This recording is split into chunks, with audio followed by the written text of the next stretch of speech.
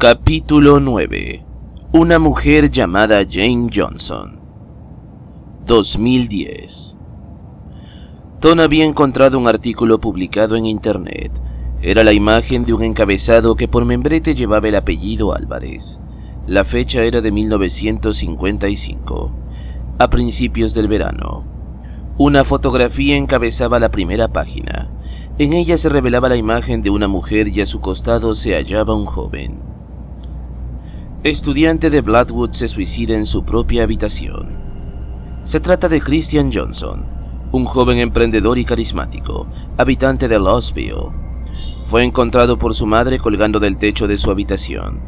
La madre, que responde al nombre de Jane Johnson, aseguró que su hijo no consumía ninguna clase de sustancias alucinógenas. El reporte realizado por las autoridades una semana después de la pompa fúnebre confirmó lo testificado por la mujer. Jane Johnson dijo haber escuchado a su hijo en muchas ocasiones hablando a solas, y cierta tarde de un mes que desconocemos, el joven Johnson le atestiguó que escuchaba voces hablándole desde la oscuridad. Esto ha llamado no solo la atención de las autoridades, sino también de los docentes que prestan sus servicios en la Universidad Blackwood. Por ello, el comité universitario, conformado por directivos docentes, ejecutarán capacitaciones a padres de familia sobre el consumo de drogas y acerca del comportamiento sospechoso de nuestros estudiantes. Tal evento tendrá lugar en la Universidad Blackwood el próximo viernes a las 3:15 p.m. Blackwood, musitó con un gesto de sorpresa. Las horas se pasaron, al igual que los días. Para Tom había sido el verano más largo que estaba viviendo y, aunque siempre deseó unas vacaciones prolongadas, quería que terminaran lo más rápido posible. Había llegado el nuevo fin de semana, y los días comenzaban a escasear. Solo era cuestión de tiempo para regresar a la universidad con una vida totalmente diferente, sin Josh y presenciando esporádicamente eventos sobrenaturales que lo denominarían como un demente más para la sociedad. Durante el fin de semana no dejó de pensar en aquella extraña mujer que se le presentó en el Wiki-Chiki, en el encabezado de la noticia y también en el centro de la calle, observándolo aquella noche en la que Grace Collins lo llamó para concretar la asistencia al funeral de Josh. Una vez más surgió la pregunta: ¿quién era ella? Y no sería Bruce Willis u otro psicólogo fantasmal quien le brindaría la ayuda necesaria. Era él quien tenía que averiguar lo que estaba pasando, así que decidió comenzar con una breve interrogación al único hombre que podría brindarle un cimiento para la investigación, y ese alguien era nada más y nada menos que el cuidador de la universidad. El día lunes, Grace Collins había salido muy temprano de la casa. Quería hablar con Tom. Se le ocurrió entonces una gran idea: un paseo por el parque mientras iban comiendo un helado de vainilla. Así, ambos podrían distraerse. Pero no fue como ella lo esperaba. Tom había salido ese día, algo poco común de él, por lo que sorprendió a Grace, que, cansada de llamar a la puerta, decidió dar vuelta y regresar, con solo una pregunta borboteándole en la mente: ¿dónde rayos estaba Tom? Por otro lado, el ausente Holland se encontraba frente a las puertas principales de la universidad, esperando a que el viejo portero, con más de 50 años trabajando en la institución, se compadeciera de él y lo atendiera. «Vamos, vamos», dijo el joven con un gesto de impaciencia. «Abre, Max, abre, por favor». Tom logró escuchar un diminuto ladrido del otro lado. Luego le siguió una tos seca y remota, la cual se iba acercando, notándose más clara. Después de un ligero rechinido de bisagras, escuchó a Max. ¿Tom?», dijo el anciano, acercándose los anteojos grandes y extravagantes que permanecían colgados en su cuello. El chihuahua a un costado del viejo Max no dejaba de ladrar. «Cálmate, Lawrence», le ordenó el portero levantando el dedo índice. «¿Acaso no lo recuerdas? ¡Es Tom!». «Hola, Max», le saludó. El joven miró al chihuahua y añadió: «Me da gusto verte otra vez». El perro gruñó. Lorenzo solo se tranquilizaba al lado de Max. Para él, todos aquellos que se acercaban a su amo representaban una amenaza. Lo mismo digo, joven Tom. Disculpa el comportamiento de Lorenzo. Descuida, Max. ¿Qué haces aquí? ¿Acaso el verano ya terminó? No, aún no termina. Nos queda 1 mes y medio. Oh, vaya. Entonces, ¿a qué debo el placer de tu visita? He venido para que me ayudes con un trabajo de la universidad. ¿Yo? ¿Ayudarte? Río. Discúlpame, pero no creo ser la persona indicada. Has venido a perder tu tiempo. No, insistió Tom. No es algo de otro mundo y creo que tú eres el indicado para este proyecto de investigación. Bueno, si crees que soy el indicado, no sería correcto negarme. ¿Qué clase de proyecto dices que es? Tom soltó un suspiro y respondió. Es de investigación histórica. Estoy entrevistando a personas que hayan vivido por mucho tiempo aquí en Lostville, para tenerlas como la base principal. Max lo observó y consideró lo que Tom le había dicho, a lo que respondió. De acuerdo. Miró enseguida al chihuahua y agregó. Pero que no sea extensa tu entrevista.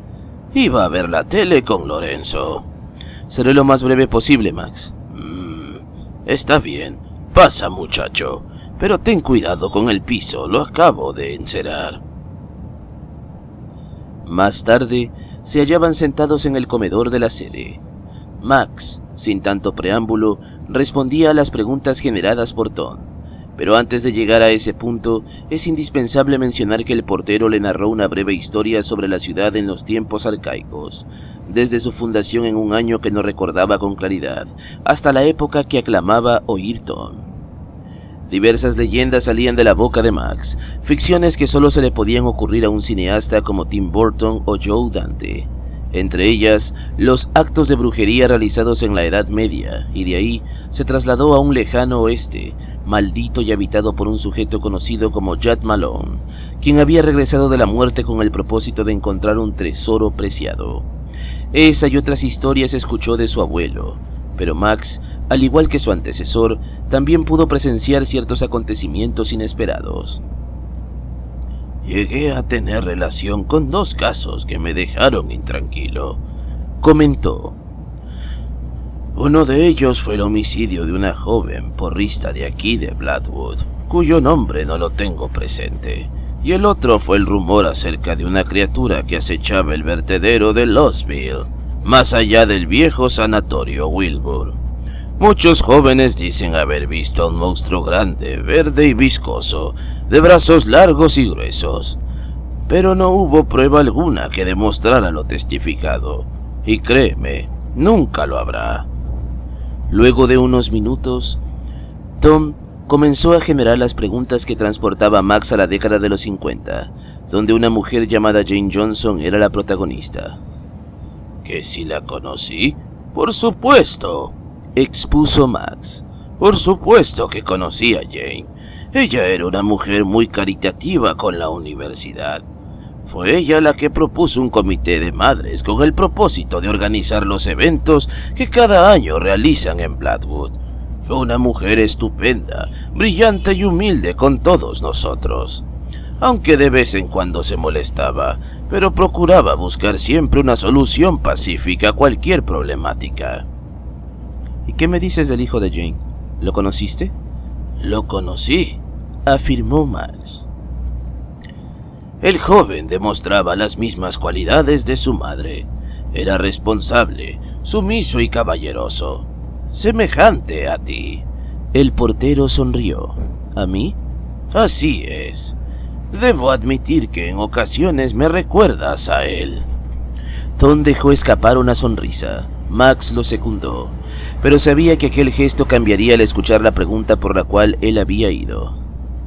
Max, ¿qué puedes decirme de lo que ocurrió en el verano de 1955? ¿Recuerdas algo de aquella fecha? La sonrisa esbozada sobre el arrugado rostro de Max desapareció. El viejo portero dejó escapar un hondo suspiro y respondió a la pregunta. Hay mucho que recordar de ese año. Cosas buenas y cosas malas. Las buenas permanecen en tu mente por un tiempo y luego se van. Pero las malas se van y regresan. Se van y regresan. es difícil de comprender. Creo que el ser humano tiene en su cabeza el 90% de recuerdos malos y solo existe ese 2% de recuerdos buenos. Tom se abstuvo de preguntarle nuevamente y esperó a que Max prosiguiera. El rumor llegó un mes después de las vacaciones de verano. No lo recuerdo con exactitud. Por los corredores de la universidad se extendía la noticia. Christian Johnson se quitó la vida ahorcándose en su cuarto. Fue una sorpresa para todos, en especial para sus compañeros de curso. ¿Y qué se decía del caso?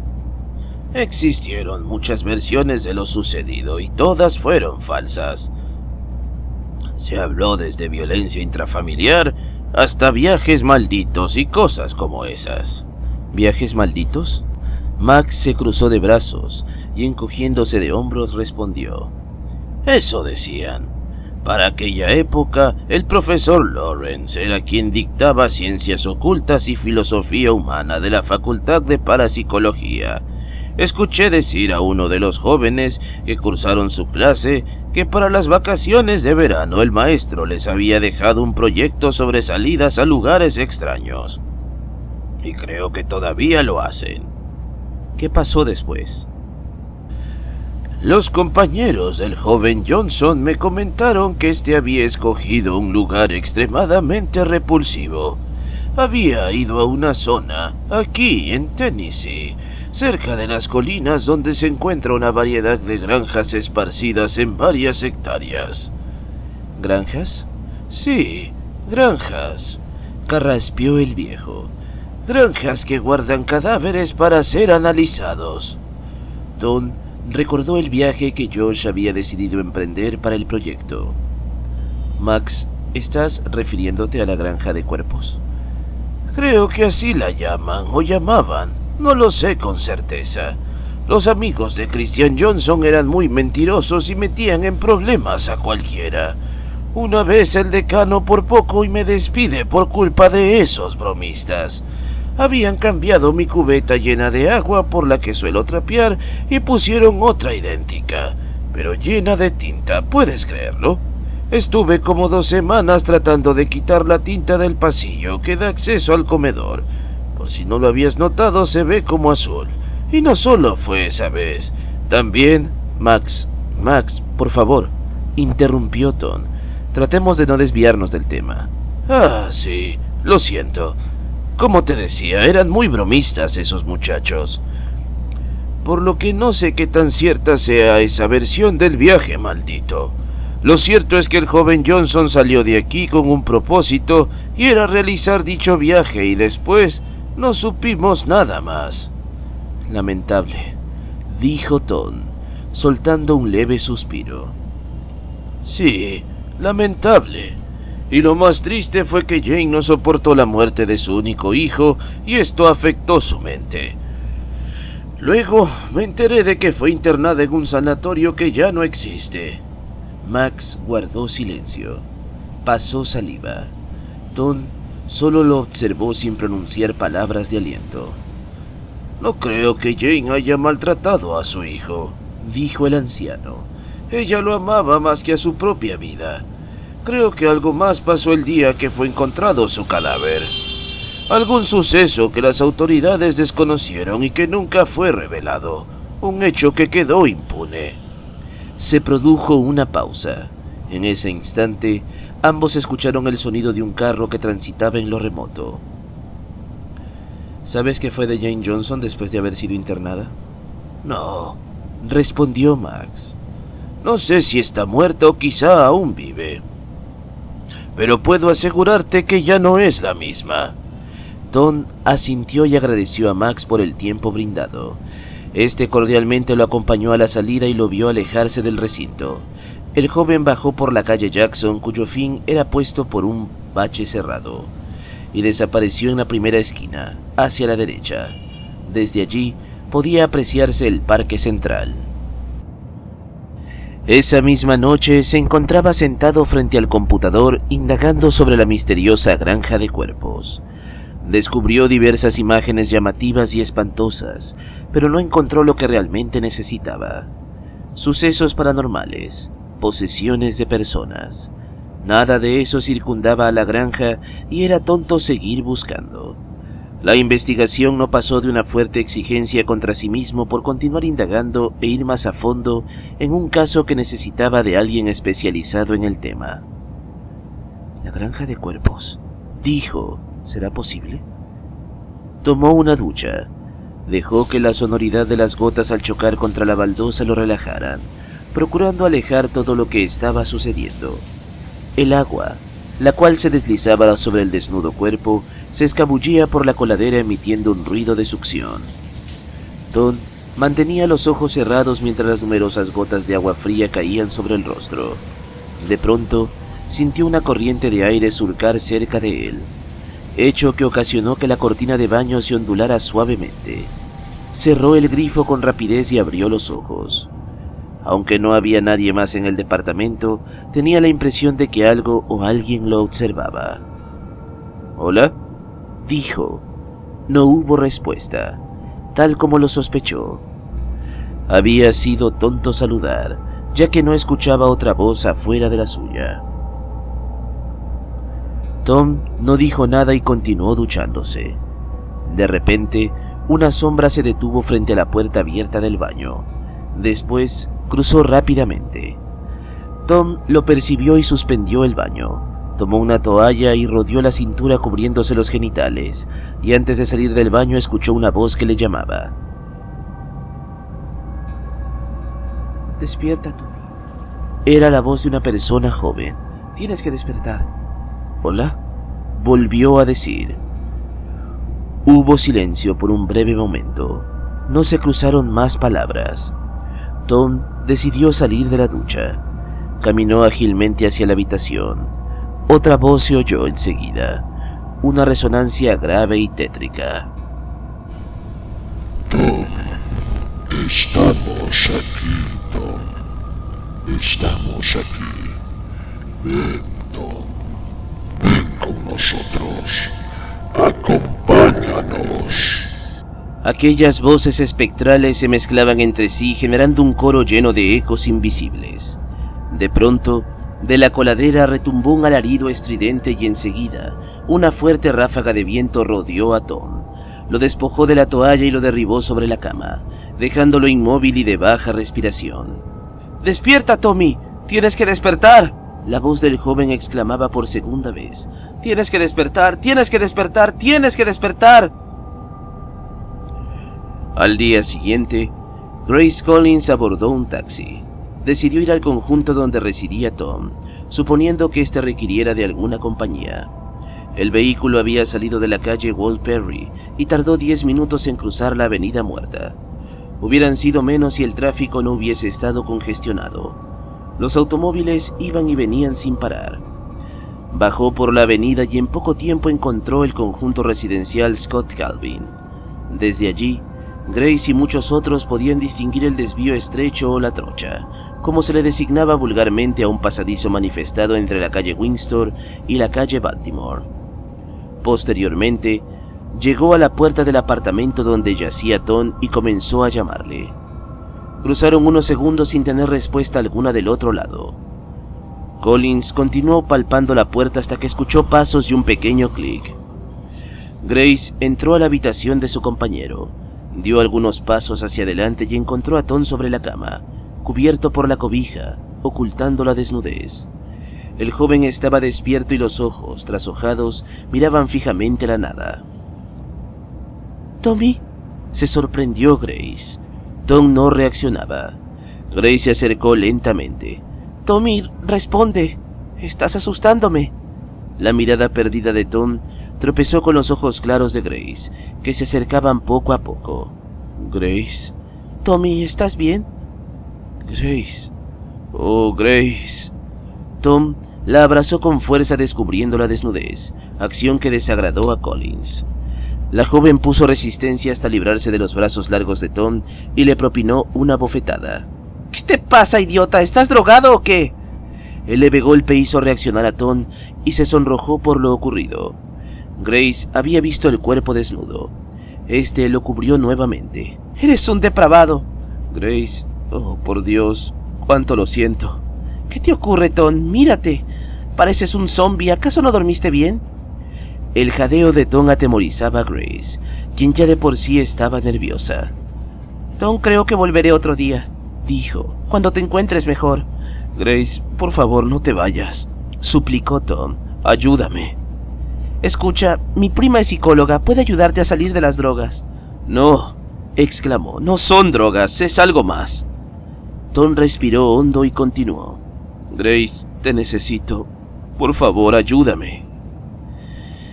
«De acuerdo, Tom. Solo tranquilízate y dime, ¿qué es lo que está pasando?» «Grace, veo gente muerta». La chica quedó en silencio.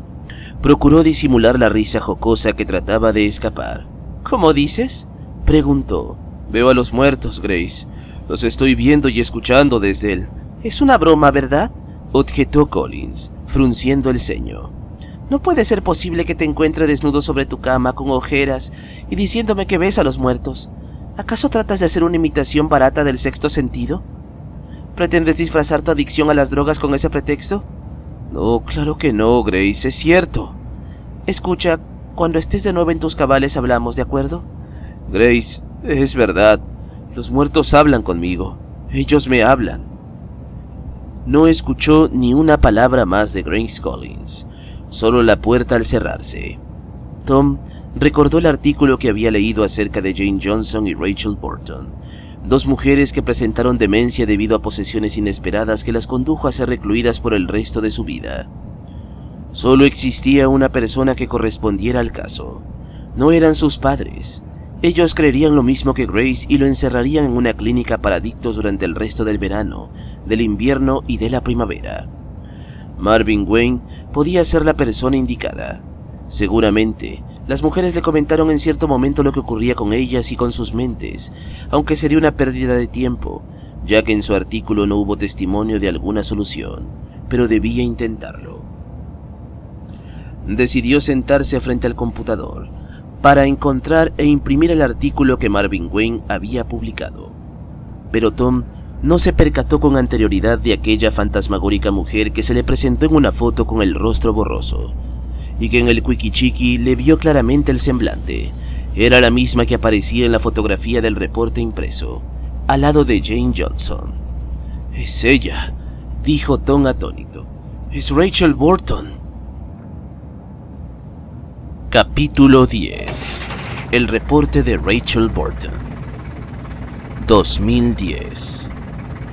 Tomó el autobús que lo dejaría en la estación de la calle Mason, y de ahí un taxi lo conduciría al abandonado sanatorio Wilbur.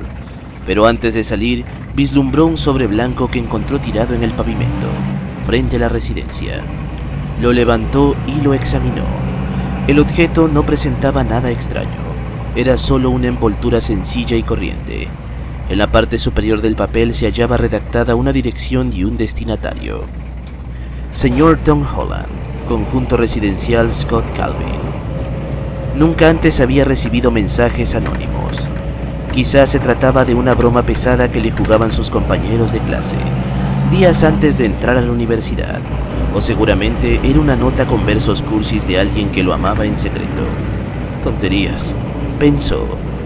La mejor solución que cualquier curioso pudo haber tomado demoró en ser procesada.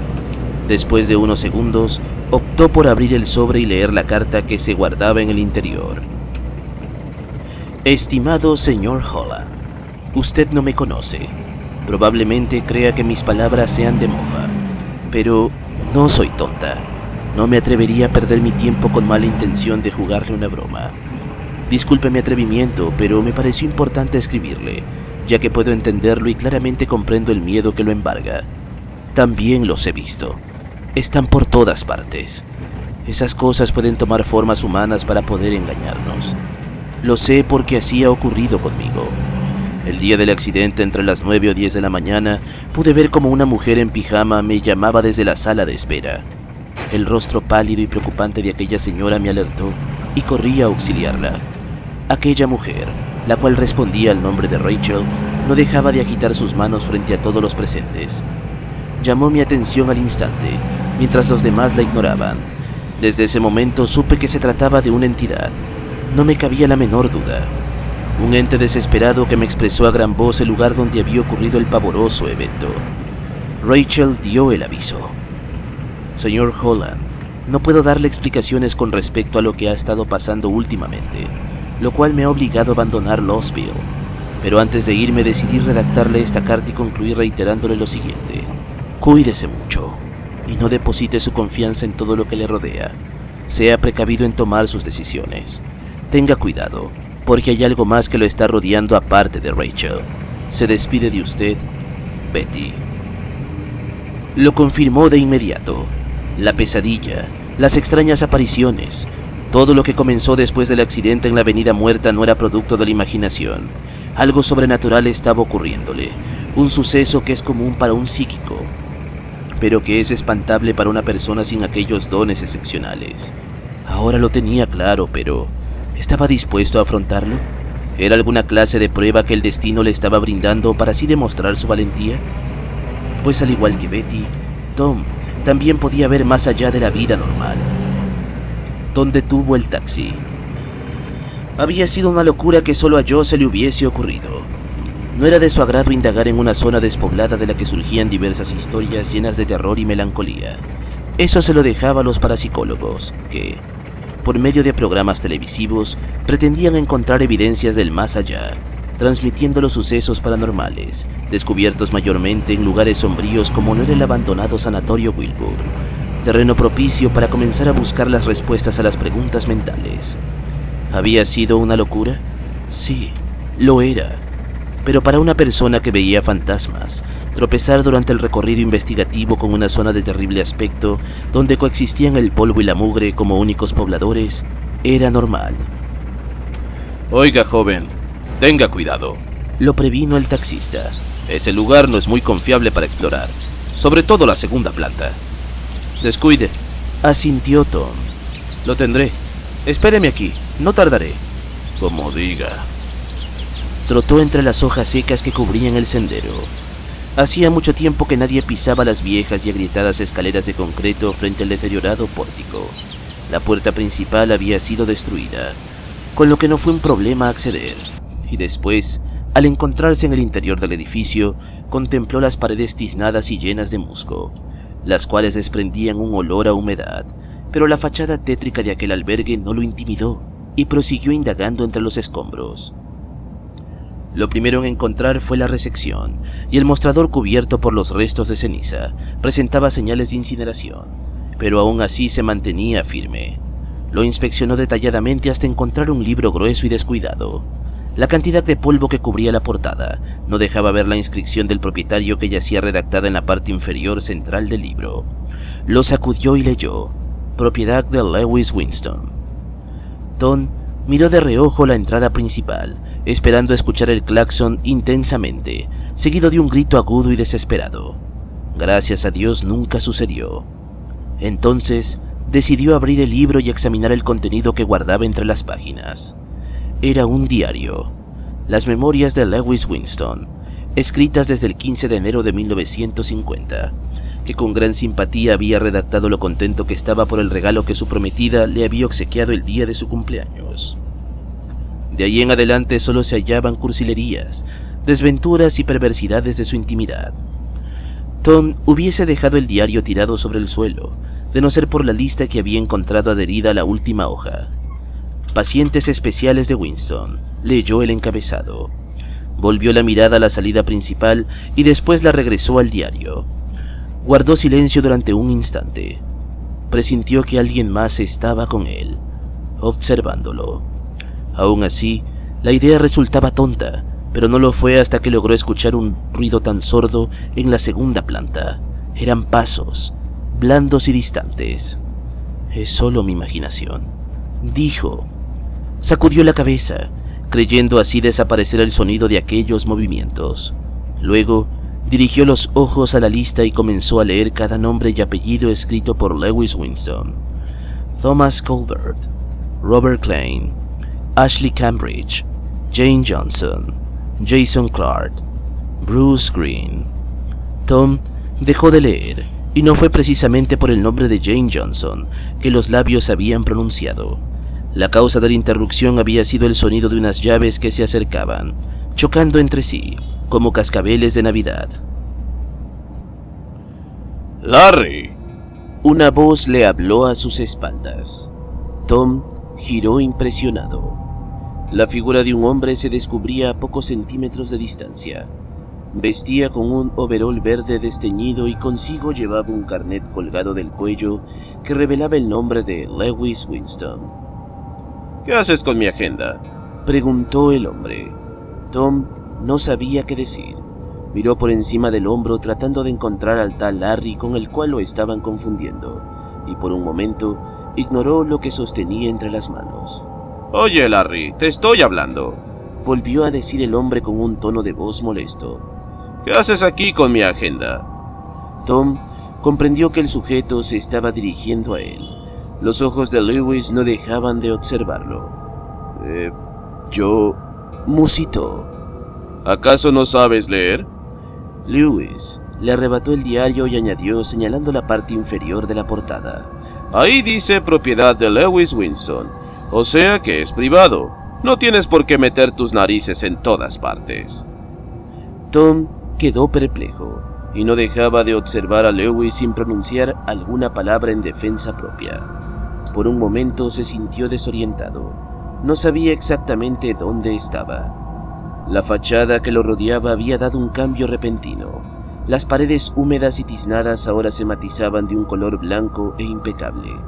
El piso se veía reluciente, ya no lo cubrían los escombros, y en cuanto a la puerta principal, estaba en orden, se abría y se cerraba sin ocasionar derrumbes. Lewis pasó frente a él mientras observaba el diario y lo situaba en el interior de un cajón. Seguidamente, lo cerró con llave. Quiero que vayas a ver a Jane, ordenó. Se la ha pasado gritando toda la mañana. Al parecer volvieron sus amigos imaginarios. ¿Cómo dice?, preguntó Tom. Lo que escuchaste. Jane Johnson se desquició otra vez. Creí que el primer sedante le ayudaría. ¿Puedes ir con Carl y solicitarle las llaves de la bóveda 3? Toma 2 ampollas de 500 miligramos de mitratesalona y se la inyectas. De acuerdo, dijo. Ah, no lo olvides. Las dosis deben ser consecutivas. Lo haría yo, pero me notificaron ayer en la tarde que hoy vendría un nuevo integrante a la familia de dementes. ¿Otro? Así es. ¿Y de quién se trata? Es una mujer de apellido Burton. Creo que era periodista. Comprendo. Tal vez el trabajo la dejó chiflada. Probablemente. Ahora mueve tu trasero, no tenemos todo el día. Mientras Lewis se entretenía organizando cupones y carpetas repletas de documentos clasificados, Tom se encaminó en busca del cuarto donde reposaba Jane Johnson. Por Dios, Tom, ¿qué haces?, se dijo a sí mismo. Esto no es real. Soltó un profundo suspiro y se encontró después con un extenso pasillo que daba rumbo a los cuartos de la primera planta. Más adelante encontraría el patio del albergue, donde solían sacar a los residentes todas las mañanas antes del mediodía. Larry! ¡Muévete!, ordenó Lewis. Tom desobedeció la orden. Pretendía ir al cuarto de Jane Johnson y no lo hizo. Desconocía la ubicación, pero ese no fue el pretexto suficiente para descartar aquella idea. Solo trataba de impedir un encuentro desagradable. Tom cerró los ojos y se quedó ahí, en el centro del corredor, ignorando la voz de Lewis hablando por teléfono y los gritos de Jane que salían de la habitación, mezclándose con diversas voces toscas e inhumanas. Bien, estoy aquí, dijo. ¿Qué es lo que quieren? No hubo respuesta. Solo los ruidos normales del bosque que resonaban fuera de la edificación. Tom resopló periódicamente. El miedo comenzaba a tomar el control.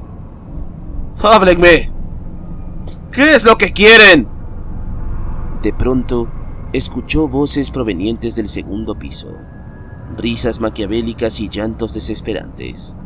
Abrió los ojos y observó cómo se desprendía la pintura blanca de las paredes, descubriendo su estado actual. y más allá de su ubicación, escuchó pasos gigantes acercándose hacia él.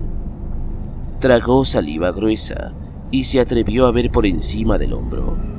De repente, una sombra escalofriante, alta y delgada, se abalanzó hacia él al tiempo que prorrumpió diciendo: ¡Aquí!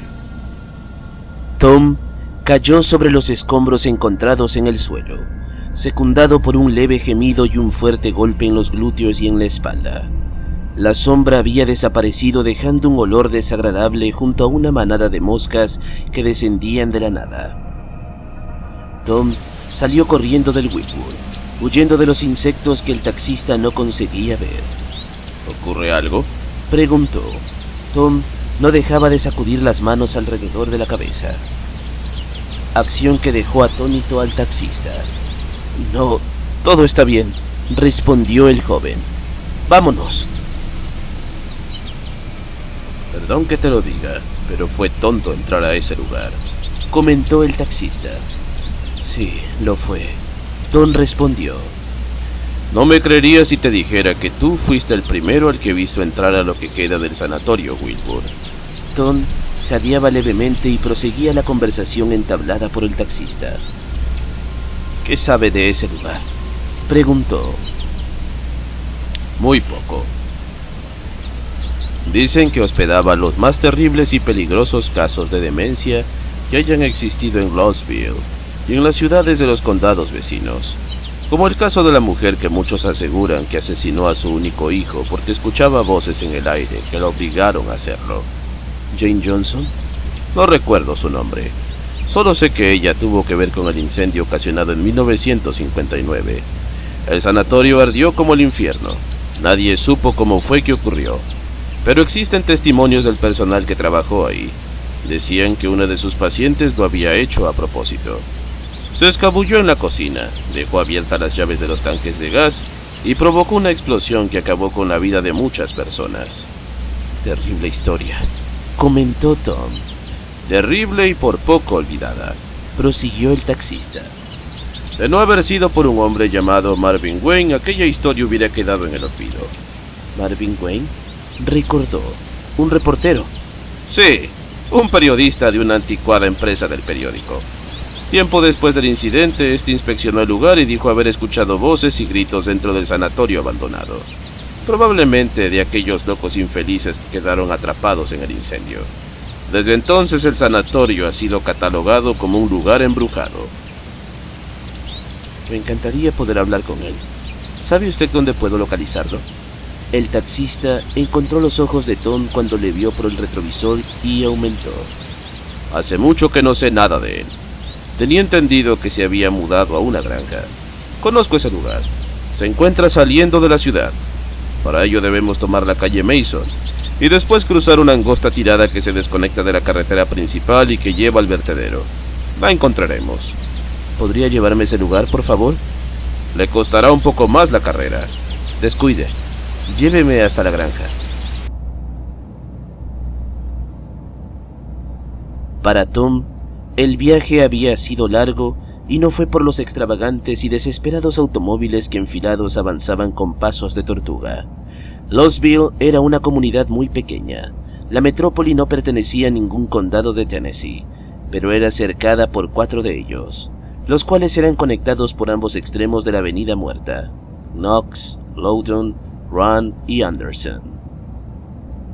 De vez en cuando, el tráfico se manifestaba como una gigantesca anaconda, y en ocasiones el tránsito se agilizaba de una manera vertiginosa. Pero ahora, el centro de la ciudad se hallaba a kilómetros de su posición, y la inquietud que lo estaba ciñendo fue la responsable de un prolongado recorrido que acabaría situándolo frente a una casa aislada de la urbe. Es aquí. De acuerdo, dijo Tom, sacando del bolsillo una hoja doblada en 4 partes que contenía el artículo con las fotografías de Rachel Burton y Jane Johnson. Además, en el pequeño membrete de la parte inferior se hallaba el nombre de Marvin Wayne y una dirección registrada en el artículo, la cual no coincidía con el sector. Espere aquí, por favor. Como tú digas. Tom caminó sobre el césped abultado. se podía apreciar unos hilos de paja seca esparcidos sobre el suelo. La propiedad privada se dilataba con 2 hectáreas desprovistas de toda máquina cortadora de césped y cosechadora de maíz. La hierba alta exhibida a los alrededores cubrió una pequeña porción sobresaliente de las colinas que, en la lejanía, separaban a Louisville de los condados. El joven vislumbró una tapa de botella oculta entre el pasto y un montón de tierra del cual brotaba una manada de hormigas. No se detuvo y continuó hasta llegar a la puerta principal. Observó sobre él un móvil de campanas que colgaba del pórtico y chocaban entre sí por causa de una pequeña brisa que rozaba en aquel instante.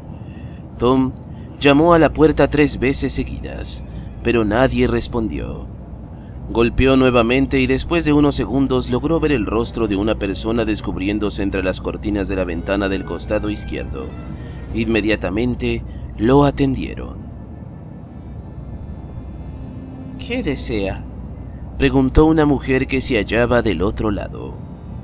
Tom no dijo nada durante un instante. Con solo pensar que había espectros siguiéndole a todas partes, temía que la mujer fuera uno de ellos. «Joven, ¿qué desea?», preguntó nuevamente. Tom musitó. Se le había hecho un nudo en la garganta cuando vio a aquella mujer parada detrás de la puerta, dejando ver su cabello canoso y parte del rostro oculto en la sombra del interior. «Busco al señor Marvin Wayne», respondió. La mujer respiró hondo y volvió a preguntar. «¿Quién lo busca?». «Mi nombre es Tom Holland. Estudio en la Universidad Blackwood y he venido para hablar con el señor Wayne. Debo hacer un proyecto de verano que consta de una entrevista». «¿Entrevista? Seguro eres un suplantador de identidad y trabajas en algún noticiero del país. Reporteros entrometidos que no hacen nada más que incomodar a la gente». «No, claro que no. Permítame explicarle de nuevo. Soy estudiante y estoy recopilando información de personas que hayan vivido toda su vida aquí en la ciudad. He venido desde el centro de Louisville para platicar con el señor Wayne. Me han hablado mucho de él y de su carrera como reportero de un antiguo periódico». La mujer hizo un gesto de duda y después añadió. «¿Qué clase de entrevista es?». «Es para un proyecto de historia», falseó. «Como dije, conozco muy bien el trabajo del señor Wayne». Tom estaba mintiendo, pero había acertado por decisiones de la suerte, ya que lo poco y nada que conocía del trabajo de Marvin Wayne había sido aquel artículo publicado en la web. «Él es uno más de los veteranos en Louisville. Tal vez él pueda brindarme ayuda, con alguna anécdota que tenga presente en sus recuerdos». «No lo sé, joven. El señor Marvin es una persona muy reservada con su vida y no atiende a cualquiera». Tom no sabía cómo convencer a la mujer. Por lo tanto, se dio por vencido y amablemente agradeció a la desconocida y antes de dar marcha atrás, de regreso al taxi, una voz desgastada y tosca habló desde el fondo diciendo: «Deja entrar al muchacho». La mujer se opuso ante la orden dada por el anciano. «Pero, señor Wayne», objetó la mujer, «debe descansar como le recomendó el doctor. Su corazón no anda muy bien que digamos». «Estoy bien, Estela. Solo deja pasar al muchacho. Por favor». La mujer quedó cabizbaja y en silencio. Cerró la puerta y quitó el portacandado. Luego de unos segundos, Tom estaba dentro. Estela no objetó la decisión tomada por Marvin. Para ella era algo descabellado dejar entrar a un desconocido que nunca antes había visto, pero para Marvin no había sido ninguna sorpresa. «Estaba esperando», dijo. «Toma asiento, por favor», indicó el anciano. Tom obedeció, al igual que Estela. Cuando Marvin le pidió el favor de preparar café y sacar el pan de la alacena. «¿Me estaba esperando?», respondió Tom. «Por supuesto», confesó Marvin. «No lo entiendo». «¿Qué es lo que no entiendes?». «Usted jamás me ha visto en su vida y yo... Es la primera vez que le dirijo la palabra. ¿Cómo puede decir que me ha estado esperando?». Marvin soltó un suspiro. Pasó la mano izquierda por la barbilla áspera y gris como todo un detective en medio de un interrogatorio. Luego prosiguió. Existen hechos a lo largo de la vida que no logramos comprender. Hechos que van más allá del mundo que conocemos. Lo sé, dijo Tom cabizbajo. Descansó por un momento. Luego continuó. Creo que uno de esos hechos me hizo venir hacia usted.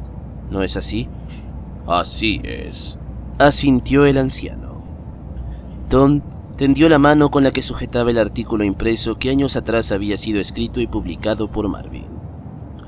Encontré esto en internet y supuse que usted podría explicarme ciertas cosas. Marvin asentó sobre el tabique los lentes que guardaba en el bolsillo de la camisa.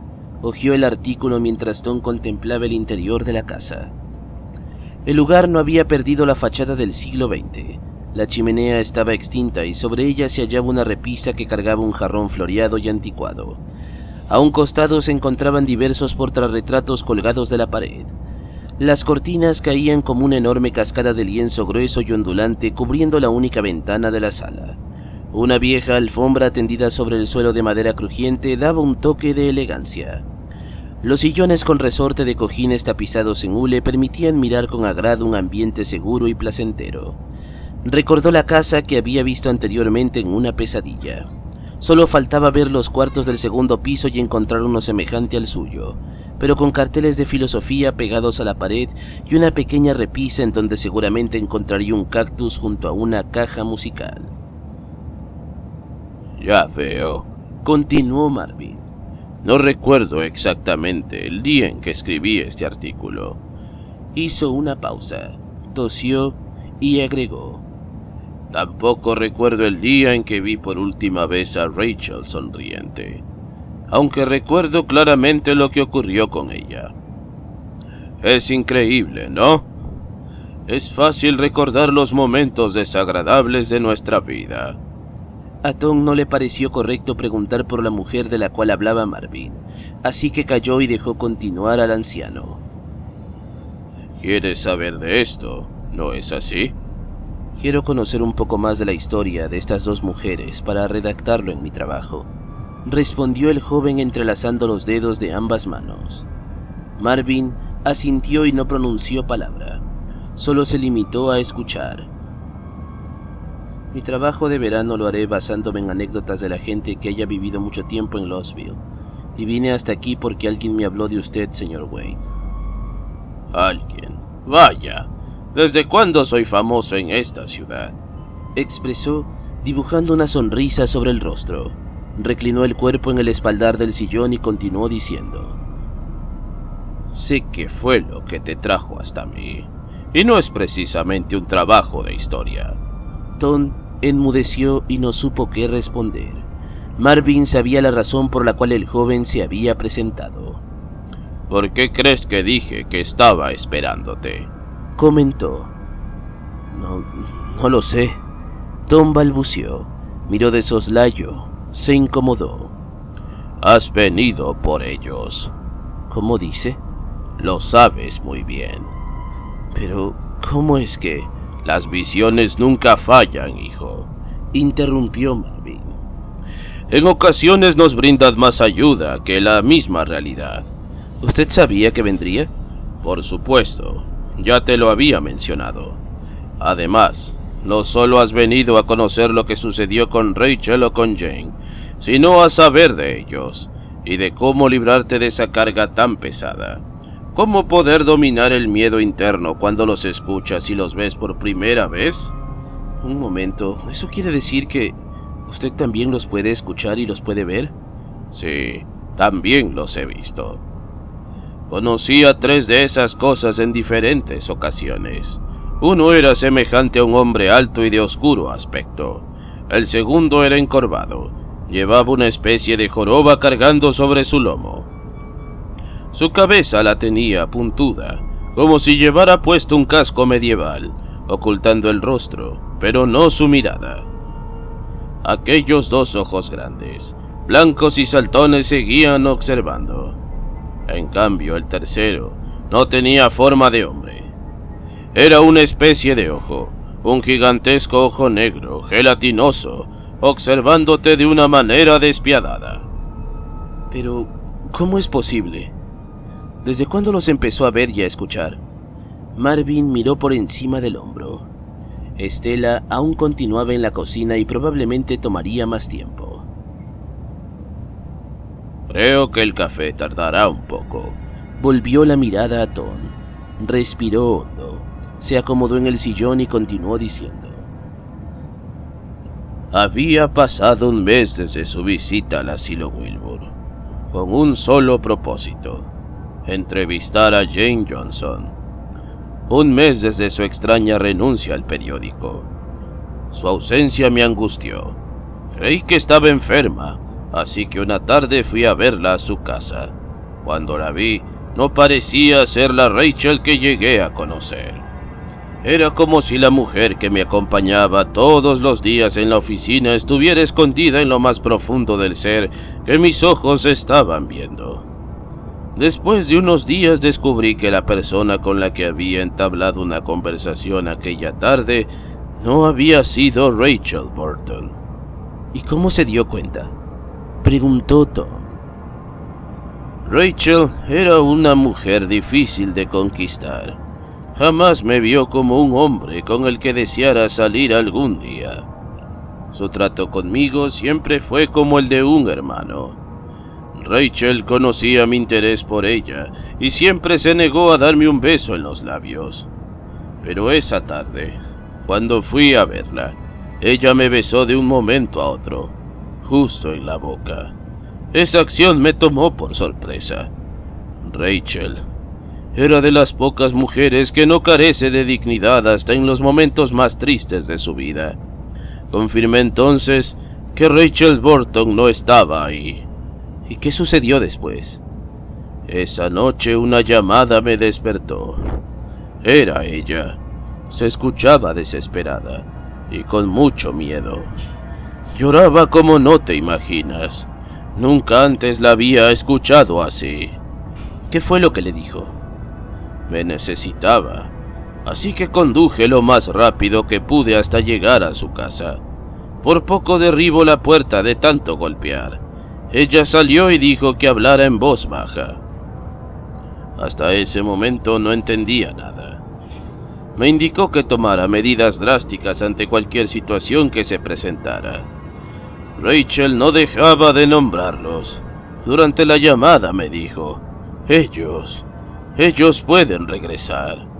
Y cuando estuve en su casa, cerca de lo poco que quedaba de la Rachel Burton que conocí, me confirmó que la mujer, Jane Johnson, había dicho la verdad respecto a las sombras que ella apodó como ellos, quienes han sido los culpables de atormentar a las personas y de llevarlas al borde de la locura, y en su mayoría de la muerte. ¿De dónde vienen esas cosas? No lo sé, pero durante el resto de mi vida, y después de alejarme por completo de Rachel, me dediqué a indagar por todas partes. Consulté brujos y toda clase de sacerdotes. Sus teorías demonológicas siempre coincidían, por lo que no obtuve una respuesta concreta. Supe también sobre un buque encallado en las costas de Hawái durante el verano de 1955, en el que fueron encontrados muchos cuerpos sin vida. No sé qué tan supersticioso pueda sonarte, pero creo que ese incidente en aquel navío tuvo algo que ver con lo que ha venido ocurriendo. Ambos quedaron en silencio. Alrededor no se escuchaba nada incómodo salvo el ruido de la tetera sobre el fogón y el sonido común de la naturaleza tendida como un manto en el humilde cortijo. ¿Qué más le dijo Rachel?, preguntó Tom, rompiendo el silencio. Rachel decía la verdad. Al principio no le creí. Tuve que vivirlo para después creer en sus palabras. Fui un idiota al ignorarla. Pero, ¿qué decía ella de las sombras? Rachel decía que ellos estaban en todas partes, en la música que escuchas a diario, en los programas que transmiten por la televisión y hasta en un simple recuerdo que hayas conservado ajenamente. Nunca se sabe a quién pudo pertenecer. Marvin se encogió de hombros y prosiguió. Son como conductos de viaje. Es como una especie de fuerza que atrae a estas criaturas y las guarda en objetos comunes. Se apropian del baluarte para después salir y atormentar a los demás.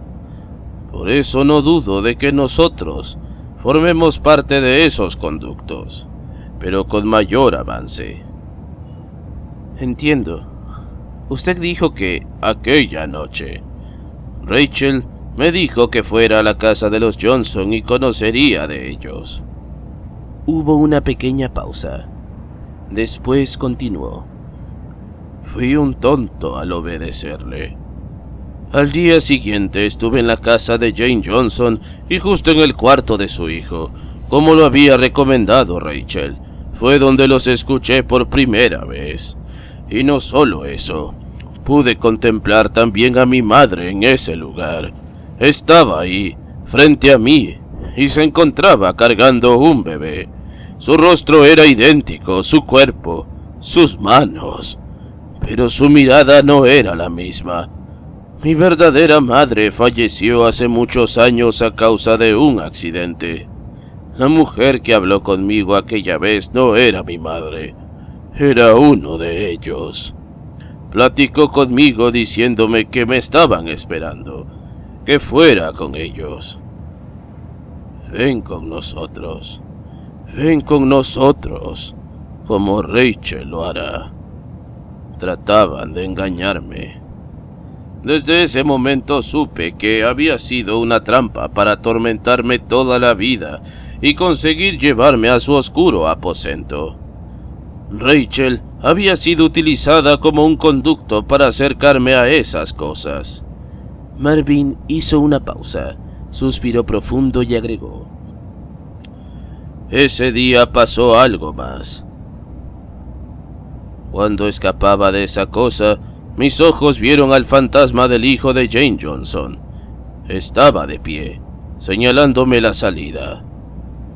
¿Lo ayudó?, preguntó Tom, admirado. El anticuado asintió con la cabeza y confesó. No todos los espectros son malos. En ocasiones tratan de ayudarnos a esclarecer nuestro destino. Ahora estoy seguro. Tom agachó la cabeza. Permaneció así durante unos segundos mientras discurría todo lo que escuchaba proceder de la boca de Marvin Wayne. Salí despavorido de aquella casa, prosiguió el anciano. Conseguí ver el verdadero rostro del primer espectro infernal que tomó la apariencia de mi madre. Una sombra de ojos blancos y saltones acechando cada rincón de tu ser, escudriñando tu miedo, deseando tu alma. ¿Qué sucedió con la señora Burton? Rachel. Mi Rachel. Marvin tragó grueso e hizo un gesto de tristeza. Ellos la tomaron por completo. Ese día, después de haber dejado la casa de los Johnson, decidí hablar con Rachel y expresarle lo que me había pasado.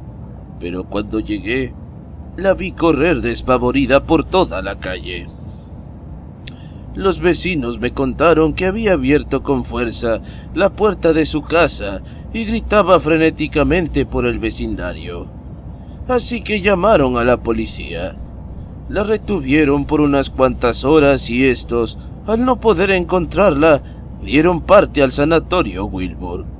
Después se la llevaron sujetando sus manos con una camisa de fuerza. Marvin se detuvo. En ese instante, un sentimiento melancólico embargó al viejo. Tom lo comprendió. Wayne bajó la mirada. La mantuvo así durante un breve tiempo. Después, la levantó a la altura de los ojos de Tom y continuó. Ese mismo día le diagnosticaron esquizofrenia. El doctor le recetó unos analgésicos con la esperanza de que reaccionara correctamente y llevara a cabo un tratamiento, pero no sirvió.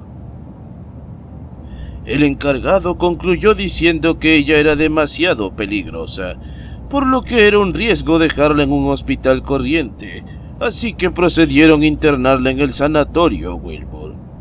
Y ahí permaneció hasta su último día.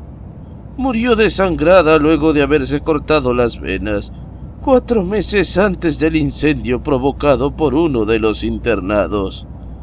El doctor me notificaba cada mes el estado de Rachel, y por mi parte se lo hacía saber a la familia Burton.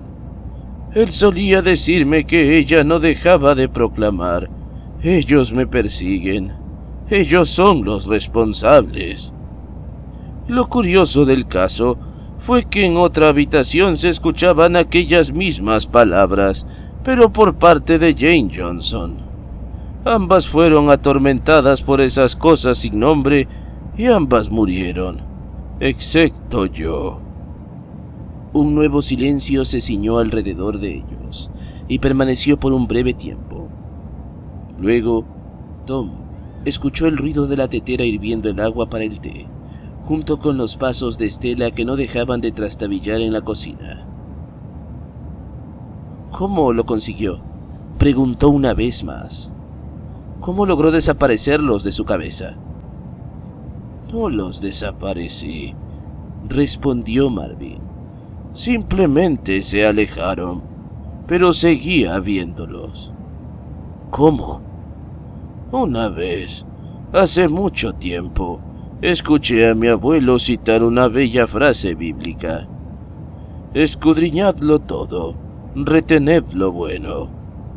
Era ministro de una iglesia bautista en Holcomb. Cada 6 meses venía de visita a Losville.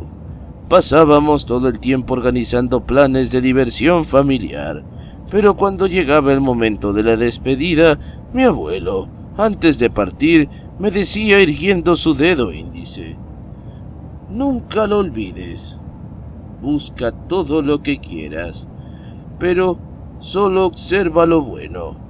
Al cabo de un tiempo, comprendí por qué me lo decía. Desde muy niño me interesó el periodismo y no pasaban las horas en el reloj de la cocina para tomar una libreta de apuntes e irme al centro de la ciudad, a observar lo que pasaba a mi alrededor. Tuve muchos problemas por causa de mi curiosidad. Todo lo que quería saber, todo lo quería contar. Que la señora Francis engaña a su esposo con el profesor de primaria, que al panadero de vez en cuando se le caía el pan y lo volvía a situar en la bandeja. Cosas como esas. Por eso mi padre me lo recalcaba todo el tiempo. Recuerda lo que el abuelo te ha dicho.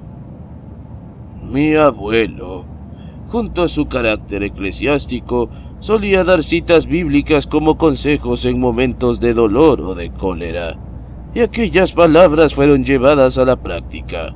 Así lo hice. Cuando creí que todo lo tenía perdido, lo escudriñé todo, pero retuve solo lo que era bueno para mi vida. Y todo el tiempo ellos estuvieron ahí, observando mi actitud frente a las adversidades y así poder tener la oportunidad de hacerme caer de nuevo en sus malignas garras de muerte y de tormento. Rachel no se equivocó nunca. Estaban ahí, y aún lo están. Sus mensajes subliminales salen y generan muerte en el alma y en el cuerpo. Sus voces son transmitidas a través de esa música lujuriosa que es escuchada por jóvenes como tú, a través de esos programas televisivos que acostumbran a ver en familia, sentados sobre un cómodo sofá, comiendo palomitas de maíz, riéndose inocentemente, sin saber el daño tan grande que les hacen a sus almas. Marvin quedó cabizbajo, respiró hondo y añadió: los ignoré. Ignoré sus malos hábitos, sus voces, todo. Me mantuve reteniendo solo lo bueno de lo que escuchaba y veía, y con el tiempo los ataques fueron disminuyendo junto a sus influencias corruptas. Tom quedó callado. Simplemente atendía a las palabras que Marvin expresaba con serenidad, y aunque era mucho de lo que esperaba, no objetó nada al respecto. Por un momento dejó de respirar y no hubo tensión ni mucho menos miedo. Todo lo contrario. En el ambiente se percibió tranquilidad. Tom había encontrado la solución a los problemas lúgubres, pero faltaba algo más, una respuesta secunda y terminal. ¿Por qué a mí?, preguntó el joven. ¿Por qué a usted o por qué a la señora Burton? Marvin alzó la mirada hasta encontrar los ojos de Tom, pero no respondió a su pregunta. Tom volvió a generarla y esta vez Marvin carraspeó y respondió por fin a la interpelación. Ellos solo quieren destruir y apresar. Está en su naturaleza maligna, por así decirlo. Involuntariamente cargamos con esta maldición de verlos o escucharlos. Somos pocos los que resistimos a su llamado. Otros no lo han logrado y terminan cumpliendo sus deseos. Marvin dejó escapar un débil suspiro.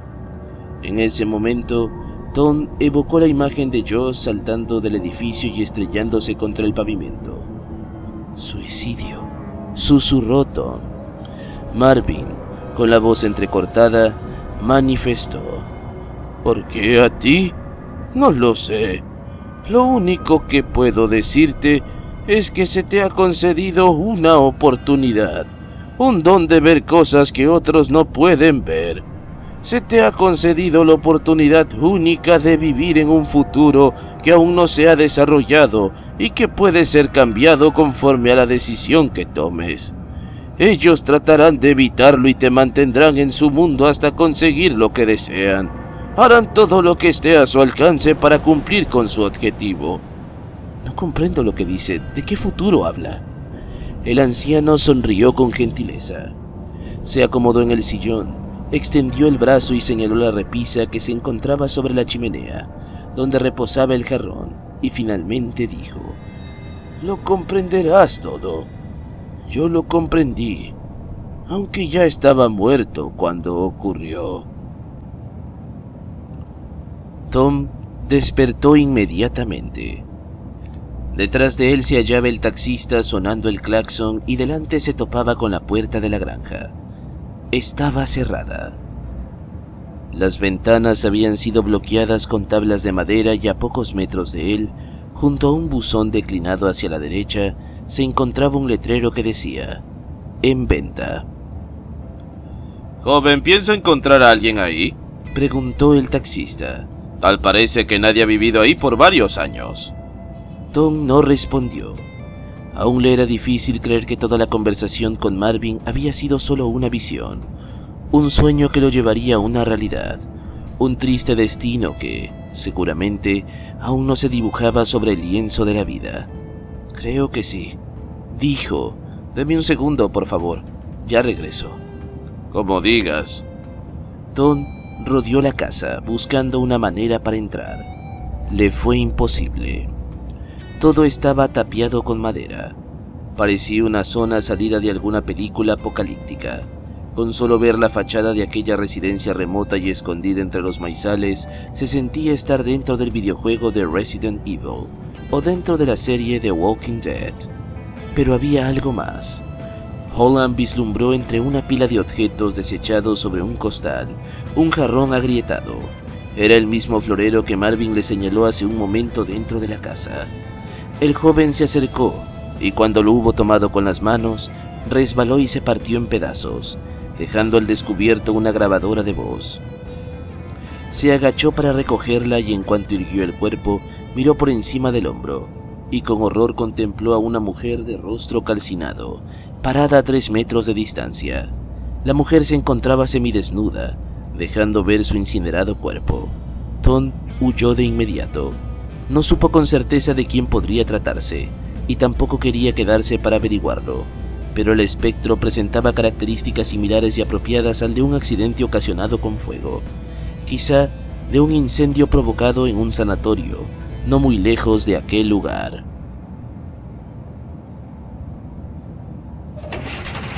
El taxi avanzó entre los transeúntes que se distinguían en Lostville. Era época de verano, periodo de comercio y diversión. La gente acostumbraba a salir y divertirse, yendo de compras o a parques acuáticos donde existen toboganes sobresalientes que pueden ser observados desde la distancia.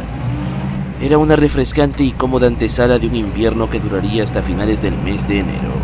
Pero para Tom, el cielo gélido había comenzado, y aunque no se exponía materialmente, por dentro estaba frío y rígido como los muertos embalsamados. ¿Sabe usted dónde queda la casa de los Johnson?, le preguntó Tom al taxista. ¿La casa de los Johnson? Por supuesto, respondió. ¿Qué taxista no conoce ese infame lugar? Muchos relatan experiencias escalofriantes durante la noche. Se dice que la casa tiene vida propia o pareciera que estuviera habitada por alguien. Y hasta donde tengo entendido, nadie ha vivido ahí desde la muerte de los antiguos propietarios. El joven que se ahorcó en su habitación, su madre loca y también una anciana que fue encontrada sin vida tiempo después. El taxista dobló en una esquina dirigiéndose rumbo a la avenida Muerta. Más adelante, Tom encontraría el parque central repleto de árboles que cubrían la parte de la cúpula del campanario de la iglesia. Creo que esa casa no es apropiada para vivir. Seguramente. Tom hizo una pausa y continuó. ¿Cree usted en fantasmas, señor? Por supuesto que sí. Me considero una persona crédula en todo lo que pueda ser un misterio para nosotros. Fantasmas, monstruos mitológicos, el cielo, el infierno, todo. Solo que no existen muchas pruebas para comprobar aquellas existencias. ¿Sabes algo? Esos programas que transmiten en documentales como Secretos de Ultratumba, Más allá de lo que conocemos, Destino Infinito, etc. La gente piensa que son simples y bien desarrollados montajes con la intención de atraer al público televisivo, nada más. Y cuando habla sobre esos temas, muchos los pasan por alto. Hace poco escuché a un predicador hablar sobre el infierno. Estaba organizando una campaña de evangelización en la calle Baltimore, y varias personas pasaban de largo. Incluso otros se reían y contradecían en voz alta lo que el predicador proclamaba. ¿Te digo algo? La mayoría de la humanidad dejó de creer en todo esto por causa de las malas decisiones que muchos toman en casas de dinero llamadas iglesias. Un día ves al pastor diciéndote que te irás al infierno si robas o matas, y al otro día aparece en la televisión como noticia la casa de un tal pastor, y con la cara del encabezado en la parte inferior diciendo: pastor huye con todo el dinero de la iglesia. El taxista frenó, volvió la mirada a Tom y argumentó. Por gente como esa es que la humanidad dejó de creer en ese infierno fantasioso, y solo limitarse a decir que el verdadero infierno está sobre la tierra, y que todos somos demonios. Pero yo me abstengo de creerlo, ¿y sabes por qué? Porque entonces la vida no tendría sentido para la gente que hace el bien. Solo piensa un poco y hazte esta pregunta. ¿Sería justo que el mal siempre esté ganando sobre el bien y que el bien esté perdiendo? ¿Es justo que un inocente pague por un crimen que nunca cometió? ¿Es justo que un homicida no sea castigado y descanse después de haber cometido tantas atrocidades? El taxista retiró la mirada de Tom y la dirigió hacia la cruz puesta en el pico de la cúpula del campanario de la catedral, sobresaliendo de los árboles del parque. Pisó el acelerador y continuó la carrera. No, mi amigo, no creo que este sea el verdadero infierno. Yo creo que más allá de lo que hemos visto se oculta otro mundo, algo que muchos ignoran. Puede que tengas razón, opinó Tom. Conocí la historia de una persona que dijo haber estado en un lugar desconocido. Continuó el taxista. Su nombre era Thomas Colbert. Fue un arqueólogo y también un paciente del viejo sanatorio Wilbur. De pronto, Tom recordó un nombre similar. Lo había encontrado registrado en el diario de Lewis Wilson, pero no le dio mucha importancia. En fin, prolongó el taxista. El sujeto escribió un libro bajo el seudónimo de Richard Graham. Dicen que lo hizo para evitar llamar la atención de los que conocían su historia, pero al final lo descubrieron. El título del libro no lo tengo presente en este momento. Solo sé que fue el único ejemplar publicado. Muchos consideraron esa historia llena de falacias e ilusiones que solo podían haber salido de la mente de una persona obsesionada con la fantasía y el terror. Hoy en día es difícil conseguir un ejemplar de esos. ¿También hablaba de fantasmas? No exactamente. Sus narraciones se centraron en mundos interdimensionales y criaturas gigantescas, como si las hubiese plagiado de la mente de Howard Phillips Lovecraft. Aunque la imaginación de Lovecraft no se compara con las verdades místicas que guarda nuestro universo. El taxista tragó saliva, respiró quedamente y añadió: el hombre testificaba la experiencia que vivió en ese mundo desconocido y a la vez se refería al acontecimiento como un milagro, ya que pudo salir con vida para dar argumentos claros y precisos. Pero como te dije, La gente piensa que son simples y bien desarrollados montajes, nada más para llamar la atención. Me gustaría poder hablar con él. Imposible. Hasta donde sé, el profesor Colbert desapareció hace mucho. Nadie sabe de él, ni siquiera su único hijo. He oído que no permite entrevistas sobre su padre. Prefirió olvidarlo y seguir una vida normal. El taxista parqueó el auto frente a una parada de autobuses, a unos cuantos metros del conjunto residencial Scott Calvin, hogar de Tom, y mirando al pasajero por encima del hombro dijo: Si alguna vez vas a una librería, nombra a Richard Graham. Tal vez hay un ejemplar escondido en alguna parte, y cuando lo tengas en tus manos, léelo. Te sorprenderás tanto que hasta desearás indagar un poco más de aquellos mundos desconocidos. Lo tendré en cuenta. Tom sacó un manojo de billetes con monedas del bolsillo del pantalón y los tendió al taxista. Gracias por el servicio. No lo menciones. Cuando quieras, solo marca el número de la empresa del taxi y pregunta por Franklin Turner. Por supuesto. Antes de despedirse y bajar por fin del auto, Tom añadió: ¿Dónde queda exactamente la casa de los Johnson? ¿Hablas en serio? El taxista arqueó las cejas. Tom enmudeció y simplemente asintió con la cabeza. De acuerdo, respondió Franklin, exhalando un profundo suspiro.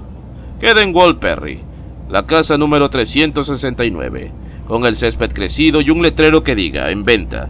Además, en el buzón de la entrada figura el apellido de la familia. Está algo descolorido, pero se alcanza a leer bien. El taxista emprendió una vez más el viaje y alcanzó a vociferar lo siguiente: ¡Ten cuidado! ¡Nada bueno puedes esperar de ese lugar! Lo tendré, musitó. El taxi siguió el recorrido hasta desaparecer de la vista de Tom. En cuanto a él, solo debía caminar media cuadra, y en pocos minutos estaría en el condominio Scott Calvin. Tom examinó la grabadora que había encontrado en el interior del florero. Notó inmediatamente que aún contenía una cinta magnética. Enseguida, recostó el cuerpo sobre la cama. Situó la grabadora de voz a un costado, y aunque le tomó pocos minutos para ponerla a funcionar, lo consiguió. Apagó el teléfono celular, desconectó la contestadora y después se limitó a escuchar ambas voces, procedentes de una grabación desatendida por más de 20 años. Son las 12 del mediodía. Marvin está esperándome para ir al sanatorio Wilbur. Espero encontrar lo que necesito. Hola, Jane. ¿Cómo estás? Hola. Shh. ¿Qué ocurre? Debemos hablar en voz baja. ¿Por qué deberíamos hacerlo? Por ellos. Por ellos. ¿Ellos? ¿Quiénes son ellos? ¿Quién eres tú? Me llamo Rachel. Jane, soy Rachel Burton. Soy amiga de tu tía, la señora Dummins. Mi tía, la mujer que me encerró aquí. No quiero nada de ella. No quiero nada de ella. No, nada. Tranquilízate. Calma, Jane, calma. No vine a traerte algo de tu tía. Vine por mi propia voluntad. Ella es mala. Me encerró aquí. No tuvo compasión de mí y de mi hijo. Calma, Jane, calma. Todo está bien. Solo quiero ser tu amiga, ya te lo dije. Vine por mi cuenta propia. Quiero hablar contigo. ¿Hablar conmigo? Como una mejor amiga. Eso, como una mejor amiga. Eso hacen las mejores amigas. Hablar. Sí, hablemos. Necesito de una mejor amiga. ¿No sabes lo horrible que es estar aquí encerrada todo el tiempo, mejor amiga? ¿No lo sabes? Encerrada todo el tiempo, alejada del sol, de los árboles y de las personas. Lo entiendo, Jane, claro que te entiendo. Bien, ¿y de qué quieres que hablemos? No lo sé, dímelo tú. ¿Yo? De acuerdo, mejor amiga. ¿Qué te parece si hablamos de mariposas? O no, mejor de pasteles. Sabía preparar unos ricos pasteles de chocolate que le encantaban a mi Christian. ¿Christian? Sí, mi hijo se llama Christian. No está aquí conmigo, quedó en casa y espera que yo regrese. Jane, ¿y cómo está Christian? Siempre ha estado bien. ¿Y crees que pueda conocerlo y hablar con él? No lo sé. Él solo me habla a mí y a nadie más. Oh, claro. Entonces hablemos de tus amigos, ¿quieres? ¿Amigos? ¿Cuáles amigos? Tus amigos, Jane. Los que te hablan todo el tiempo. Sí, pero no tengo muchos amigos. Aquí no. Solo Carl. Los tienes. Hablo de ellos.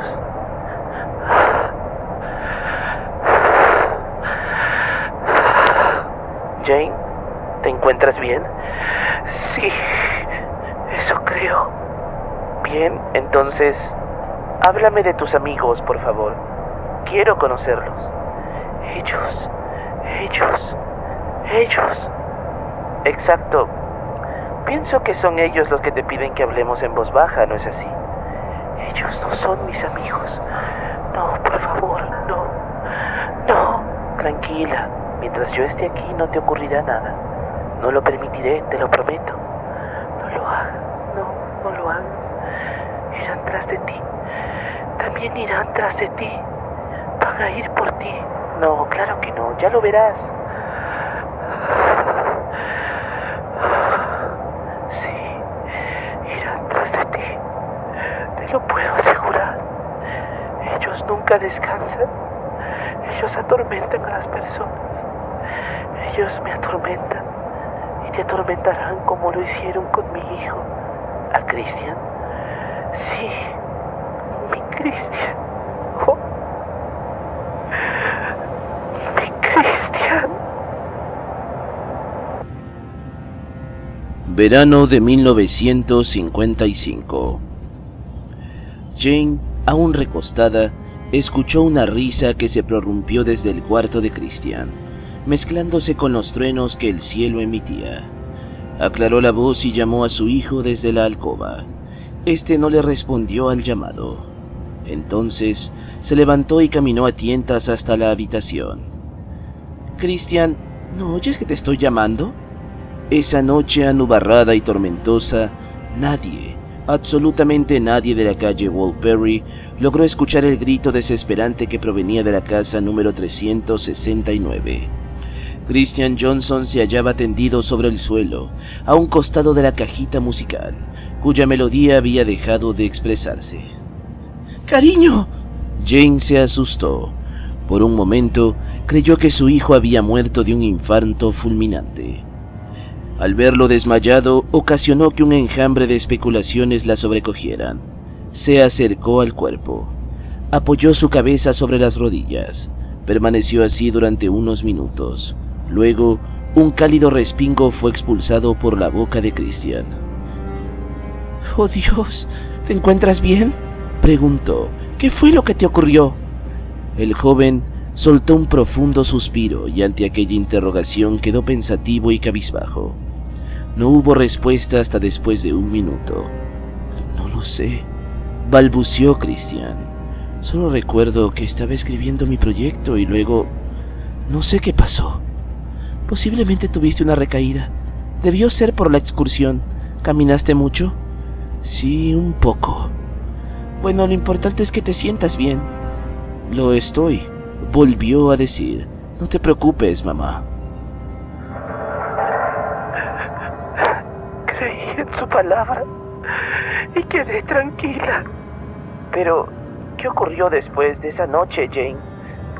Los días pasaron y yo creí que mi hijo estaba junto a mí. ¡Qué estúpida fui! ¡Una tonta! ¿Cómo no pude darme cuenta de la verdad? ¿Qué verdad, Jane? Hechos. Una reminiscencia se descubrió súbitamente. Después, la imagen de Christian Johnson surgió de los recuerdos casi extintos. Jane lo contempló y, entre lágrimas, volvió a vivir ese momento. Finalizando el verano de 1955, Christian Johnson había cambiado de actitud. Jane estaba preocupada.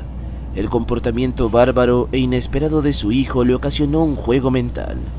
Entre las ideas poco ortodoxas, apreciaba con horror la imagen del joven Johnson, asesinando con ambas manos a un compañero de curso, y el chico, quizá 2 o 3 años mayor que él, reposaría tendido sobre un charco de sangre, que se escapaba en la boca de tormenta de una calle cualquiera. Diversas patrullas de la ciudad cercaban el lugar con una cinta de prevención, mientras la gente, deslucida y atónita, generaban especulaciones tediosas bajo un cielo plomizo que atribuía melancolía. De pronto, un grito fue prorrumpido, un chillido compuesto por decepciones, el cual nunca fue escuchado por los presentes. Jane corrió desenfrenadamente pasando entre la multitud acumulada. Su hijo estaba siendo arrestado por un oficial de policía, mientras la manta blanca que arropaba al cadáver se manchaba con la sangre desperdigada sobre el pavimento. «No pienses en eso, Jane», se dijo a sí misma. «Christian está bien, solo son etapas de la adolescencia». Días después, una visita inesperada la dejó estupefacta. Se trataba de Conan Lawrence. Esa tarde, el joven Johnson había salido media hora antes de la llegada del profesor. Jane atendió la visita como si estuviese recibiendo a un familiar muy cercano. Le ofreció una taza con té. Ambos tomaron asiento y platicaron hasta que el ocaso comenzó a manifestarse. Las conversaciones se prorrogaron por otros días más y el tema central de aquellas charlas era el comportamiento irrefutable de Christian. Según Lawrence, en 2 ocasiones se había visto cómo el joven Johnson departía en peleas clandestinas organizadas en la parte trasera del campus universitario, cerca de los muros de contención que impedían el acceso a la sexta, nombrada James Wood, en honor a un célebre escritor que habitó en la ciudad durante la época de los cowboys. «Creo que su muchacho ingiere drogas, señora Johnson», opinó Lawrence. «No quiero sonar alarmista, pero últimamente lo he visto hablar solo, alejado del resto del grupo. Christian es un buen estudiante. Su proyecto de verano fue el más destacado de la clase y realmente me preocupa la situación por la cual esté pasando. Si esos no son síntomas de alguien que ha comenzado a consumir sustancias alucinógenas, no sé lo que sea». Aunque fue difícil de aceptar, Jane sabía perfectamente que Christian había cambiado, y lo corroboró una mañana de agosto, en la que se esparcían corrientes de aire. El joven se encontraba en el jardín trasero, observando la valla que dividía las otras viviendas de la calle Namford. Jane lo vio desde el 2º piso. Allí estaba, inmóvil como una estatua pagana que anhela adoración. La mujer descendió, cruzó el mosquitero que mantenía segura la cocina y se acercó a su hijo. «¿Te encuentras bien?», preguntó. El joven no respondió a la interrogación, pero Jane podía escuchar murmullos siendo emitidos pausadamente. «¿Has dicho algo, cariño?» «¡Lárgate!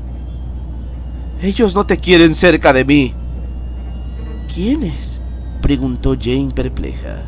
«Ellos, los de las voces. ¿Acaso no las escuchas?». Se volvió hacia ella y la miró por un instante. Luego, los ojos se tornaron hacia arriba perdiéndose en el vacío. «Hijo, me preocupas». Jane se acercó un poco más.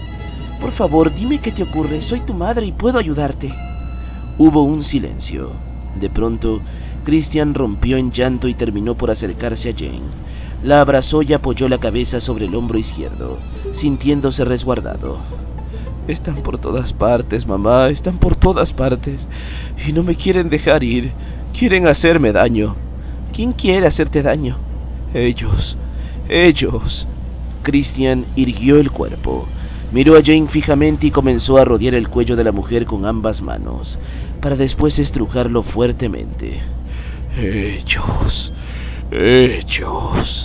graznó Christian. La voz fue intensificándose a un tono más áspero y roñoso. Jane no podía respirar.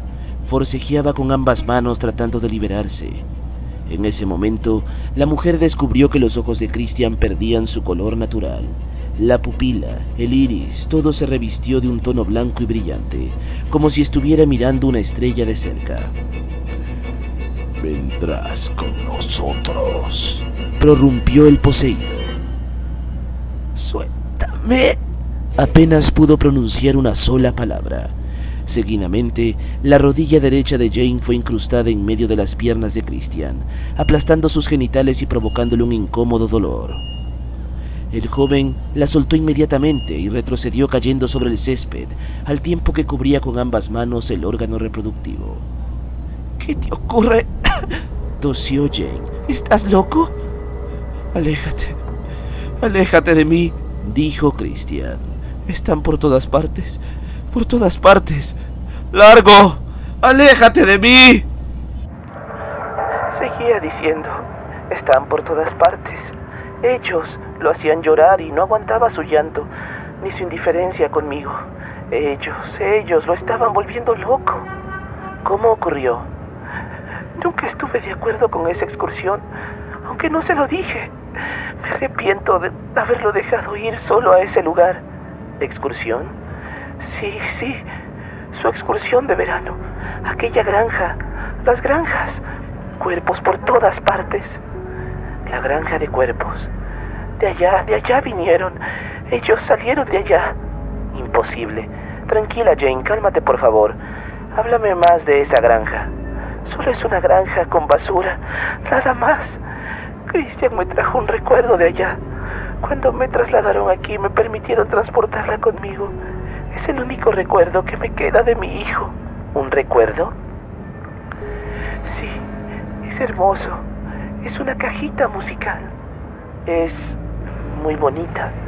Sí, la escucho todo el tiempo. Pero está rota. No, funciona de maravilla. ¿Quieres escucharla? Después. Ahora solo quiero que me cuentes algo más. ¿Qué fue exactamente lo que ocurrió cuando Christian regresó de la excursión? No. Ellos fueron los culpables. Jane, mírame por favor y trata de tranquilizarte. Ellos le hicieron mucho daño a mi hijo. Ellos hablaban con él. Ellos le pedían favores. Ellos le decían qué hacer. ¿Hablaban con él? ¿Cómo? A través de la música, de la televisión, de todo, porque todo les pertenece. Ellos están en todas partes. No lo dejaban en paz. No, mi hijo, no. Shh, ya, tranquila, lo entiendo. No, tú no entiendes nada. Tuve que hacerlo, era la única solución, la única manera, no había más opciones. Tuve que hacerlo, tenía la obligación de hacerlo. ¿Hacer qué, Jane? Matarlo. Matar a mi hijo. Mataste a tu propio hijo. No tenía otra opción. Era necesario hacerlo. Tenía que hacerlo. Ellos lo habrían hecho y se lo hubieran llevado para siempre. No podía permitirlo. No debía. Santo Dios. Lo asesiné. Solo tuve que poner 3 gotas de veneno en su cena. Después colgué su cuerpo. Así podrían decir que fue un suicidio. No quería ir a la cárcel. Es muy oscura y fría. No puedo creerlo. Lo hice. Salvé a mi hijo de sus horrendas voces. Mi Christian jamás guardó rencor hacia su madre. Nunca se apartó de mi lado. Nunca se fue de la casa. Estuvo protegiéndome todo el tiempo de ellos. Y es que ellos también me quisieron hacer daño, pero no pudieron. Porque Christian no se los permitió ni se los permitirá. Confío en él, aunque no he vuelto a verlo. Pero sé que vendrá por mí y los ahuyentará. Asesinaste a tu único hijo, Jane Johnson. Lo asesinaste para salvarlo. Sí, así fue. Así fue y él me salvó a mí. Agradezco tu tiempo, Jane. ¿Te vas? Sí, debo cumplir con otros compromisos.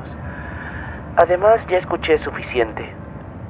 Espera, tengo que darte 2 obsequios por tu amable visita. ¿Obsequios? La cajita musical. Es tuya. Puedes llevártela y así me recordarás. ¿Es en serio? ¿Estás dándome el único recuerdo que queda de tu hijo?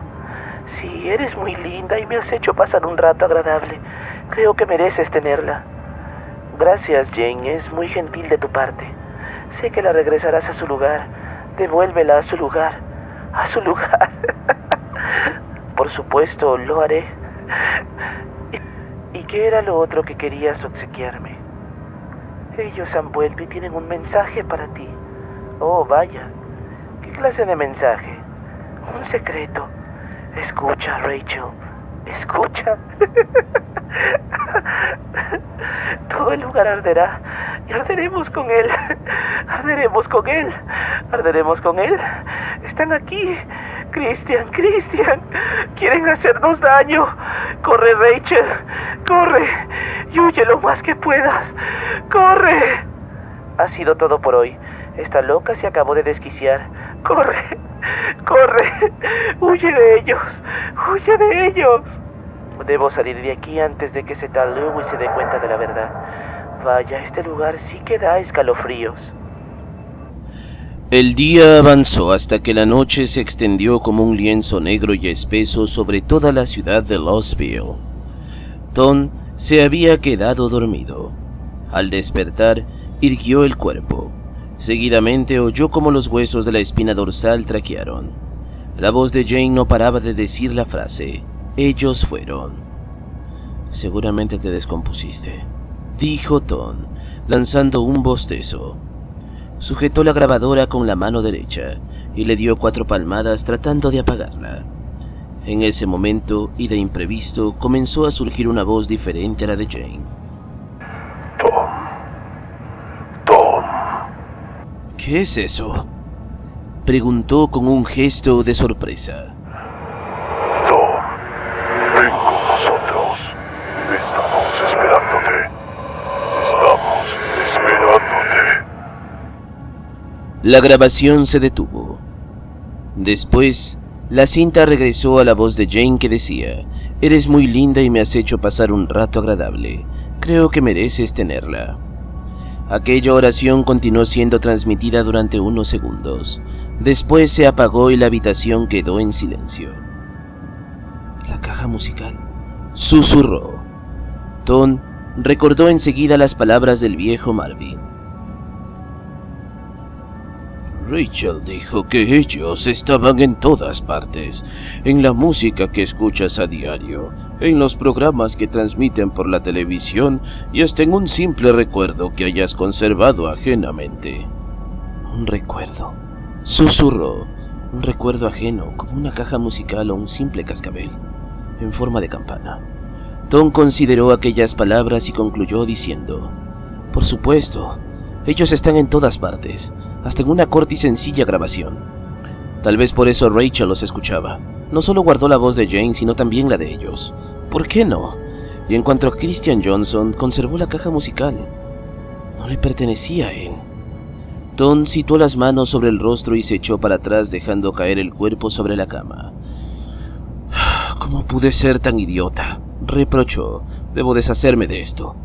Hubo una pequeña pausa y añadió: si lo hago, seguramente dejarán de molestarme. Tal vez a eso se refería Jane cuando le pidió a Rachel devolver la caja musical. Escudriñadlo todo, retened lo bueno.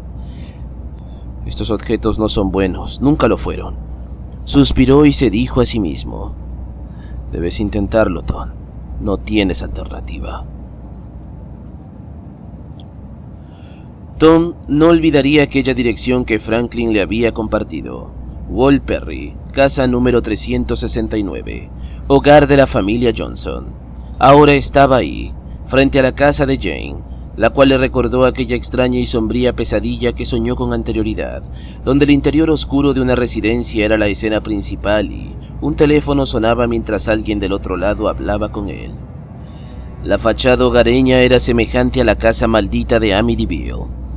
Y no solo por la fama irrefutable que acompañaba a dicho lugar, sino también por el secreto que guardaba en el interior, tras las paredes. Bien, aquí vamos. Se llenó de valor y decidió entrar. Las ventanas habían sido obstruidas con grandes tablones de madera y, aunque pudo haberse acercado a la puerta principal y girar la perilla, no lo hizo. Hubiera sido una acción inútil y carente de lógica. Entonces, optó por rodear la vivienda y encontrar algún acceso ulterior. Después de haber franjeado la cerca agrietada y a punto de caerse, tomó una pala que encontró tendida sobre el césped. Fue muy rápida la acción y concienzudo el golpe contra la cerradura de la puerta trasera de la cocina, que nadie cercano a la casona se percató del allanamiento indebido. Tom consiguió entrar a la casa y aunque no estaba tan oscura como la imaginó, sintió temor. Estando dentro de la vivienda, lo primero en contemplar fueron varios portarretratos ubicados sobre una estantería llena de polvo y algo declinada. Aquellas fotografías antiguas eran iluminadas dócilmente por la escasa luz que se escurría entre las rendijas de la madera que cubrían las ventanas. Allí, entre los retratos a blanco y negro, observó la foto de una mujer sonriente abrazando a un niño de 10 u 11 años. Sin duda alguna, ella era Jane Johnson. También pudo descubrir otra imagen de la misma mujer, pero esta vez se encontraba sentada sobre un sillón y con una expresión fría y distante, mientras al fondo se descubrió un joven sentado sobre el suelo del pasillo, cuyo rostro borroso no permitía identificarlo. «Nunca te fuiste de su lado», murmuró. En aquel momento logró escuchar una melodía proveniente del segundo piso. Subió los escalones e indagó por dónde provenía la consonancia. Tom conocía muy bien aquellas notas musicales que, mezclándose, dejaban libre un fino claro de luna de Beethoven. La música lo llevó hasta el interior de un cuarto. La habitación era de Christian y la melodía provenía de una pequeña caja musical situada sobre una repisa. «Esta es la caja de la que hablaba Jane», dijo. Tom la asió con ambas manos, aunque por un momento pensó en no hacerlo. Si las especulaciones eran correctas, quizá él vería después algo mucho peor, algo inverosímil, algo peligroso e invencible, pero aún así lo hizo. Los dedos de las manos rodearon la caja musical y enseguida dejó de sonar. De pronto, una brisa gélida le recorrió el cuerpo, mientras una respiración áspera pasaba ligeramente zumbándole los oídos. Tom miró por encima del hombro y pudo ver la sombra de un hombre alto que lo esperaba fuera de la alcoba. No existían rasgos físicos sobre el semblante del ente espectral. Solo resaltaban a simple vista dos ojos blancos y sin fondo, tan redondos como la luna llena. El joven tuvo miedo. La voz se le congeló por un buen rato. Los ojos llenos de estupor por poco brotan de las cuencas y la respiración cada vez más frágil. La sombra lo observó fijamente sin desprender la mirada de él. Tom reaccionó con un ligero parpadeo, mientras el labio inferior titubeaba. ¿Quién eres?», tartamudeó horrorizado.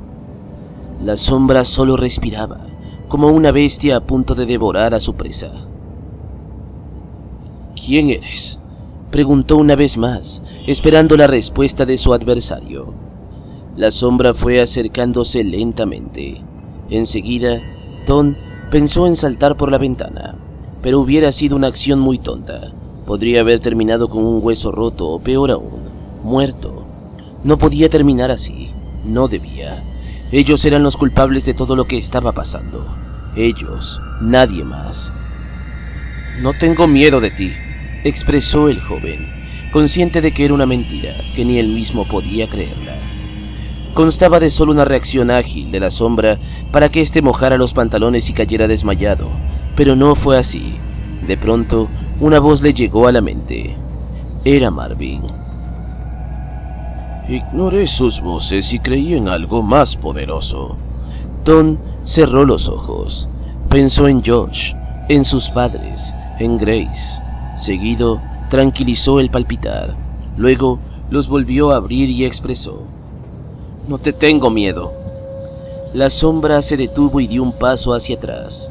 La caja musical emitió nuevamente la melodía, pero con más agilidad.